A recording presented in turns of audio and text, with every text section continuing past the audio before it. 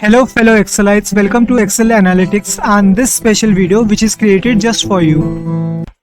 आज हम समझेंगे VLOOKUP में एग्जैक्ट मैच कैसे यूज करते हैं। इसी के साथ हम समझेंगे और भी बेहतरीन तरीके से टेबल एरे के कॉन्सेप्ट को। तो चलिए क्वेश्चन को प्रैक्टिकली सॉल्व करने से पहले VLOOKUP के सिंटेक्स का एक क्विक रिवीजन ले लेते हैं। सबसे पहले आता है लुकअप वैल्यू, ये वो वैल्यू है जो हम सर्च करना चाहते हैं। इसके बाद आता है टेबल एरे। टेबल एरे वो डेटा रेंज होती है जो स्टार्ट होती है उस कॉलम से जहां पे हमारी लुकअप वैल्यू मौजूद है। इसी के साथ इसको हम एटलीस्ट उस कॉलम तक एक्सटेंड करते हैं जिस कॉलम पे हमारी रिटर्न वैल्यू मौजूद होती है। इसी के साथ इसको सिलेक्ट करते हुए हम मूव करते हैं टेबल में from left to right in horizontal direction. इसके बाद आता है कॉलम इंडेक्स नंबर, ये उस कॉलम की पोजीशन को दर्शाता है जिस पे हमारी रिटर्न वैल्यू मौजूद होती है। और लास्ट में आता है रेंज लुकअप, ये एक बूलियन वैल्यू लेता है और एक ऑप्शनल पैरामीटर है। अगर इसमें हम ट्रू डालते हैं इसका मतलब होता है हमें अप्रॉक्सीमेट मैच चाहिए, अगर हम फॉल्स या जीरो डालते हैं इसका मतलब होता है हमें एग्जैक्ट मैच चाहिए। तो चलिए अब बढ़ते हैं आगे और इस क्वेश्चन को सॉल्व करते हैं VLOOKUP की मदद से। तो सबसे पहले मैं VLOOKUP का फॉर्मूला अप्लाई करने के लिए इक्वल टू के साइन के बाद VLOOKUP टाइप करके टैब एंटर करूंगा। जैसे ही VLOOKUP का ब्रैकेट ओपन होगा VLOOKUP मेरे से लुकअप वैल्यू पूछेगा जो है प्रोडक्ट आईडी 104। तो ये प्रोडक्ट आईडी को मैं सेल रेफरेंस की मदद से यूज करूंगा फॉर्मूले में। तो सेल नंबर F21 को हम जल्दी से सिलेक्ट करते हैं और तब तक F4 की हिट करते हैं जब तक डॉलर का साइन F लेटर से पहले नहीं आ जाता। ये इंडिकेट करता है कि हम कॉलम एब्सोल्यूट रेफरेंसिंग की मदद ले रहे हैं ताकि जब हम इस फॉर्मूले को एक सेल से दूसरे सेल पे कॉपी करें तो हमारे फॉर्मूले का जो प्रोडक्ट आईडी की सेल एड्रेस है वो चेंज ना हो। इसके बाद कॉमा डाल के मैं टेबल एरे को या फिर अपनी डेटा रेंज को सिलेक्ट करूंगा। मैं स्टार्ट करूंगा प्रोडक्ट आईडी से क्योंकि हमने प्रोडक्ट आईडी को एज ए लुकअप वैल्यू लिया है और इसे एक्सटेंड करूंगा प्राइस तक।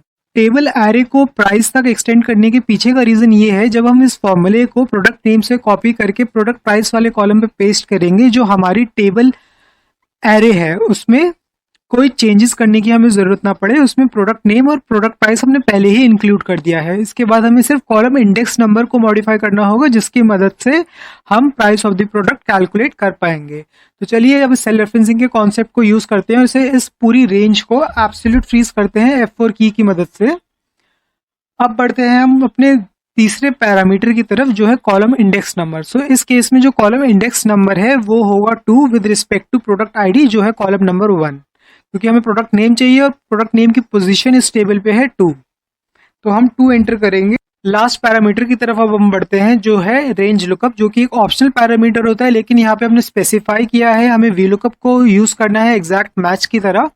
तो हम यहाँ पे जीरो या फॉल्स की मदद लेके वैल्यू एंटर करेंगे। इसके बाद हम ब्रैकेट को क्लोज करेंगे और एंटर हिट करेंगे और चेक करते हैं कि क्या हमारा आंसर मॉनिटर है कि नहीं। ये लीजिए हमारा जो आंसर है मॉनिटर है और टेबल में अगर हम चेक करें तो 104 प्रोडक्ट आईडी के अगेंस्ट प्रोडक्ट नेम मॉनिटर है। चलिए अब इसे जल्दी से कॉपी करते हैं और पेस्ट करते हैं प्रोडक्ट प्राइस वाले कॉलम पे और जाके अपनी कॉलम इंडेक्स नंबर को 2 से 3 पे चेंज करते हैं और देखते हैं क्या हमारा आंसर 8000 आता है। जी हाँ, हमारा आंसर 8000 है। तो इस तरीके से सेल रेफरेंसिंग की मदद आप VLOOKUP में ले सकते हैं अपनी प्रोडक्टिविटी और एफिशिएंसी को इंक्रीज करने के लिए।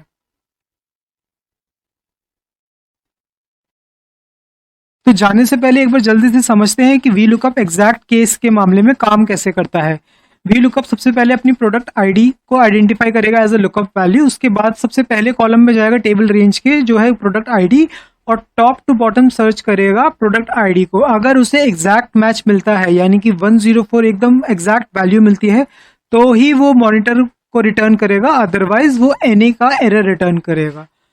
अगर मैं वापस रुक करूं उस ड्रॉप डाउन लिस्ट की तरफ जहां से मैंने 104 को सिलेक्ट किया था और कोई ऐसी वैल्यू सिलेक्ट करूं जो मेरे टेबल एरे के अंदर ना हो, तो उस केस में VLOOKUP NA का एरर हमें रिटर्न करके देता है।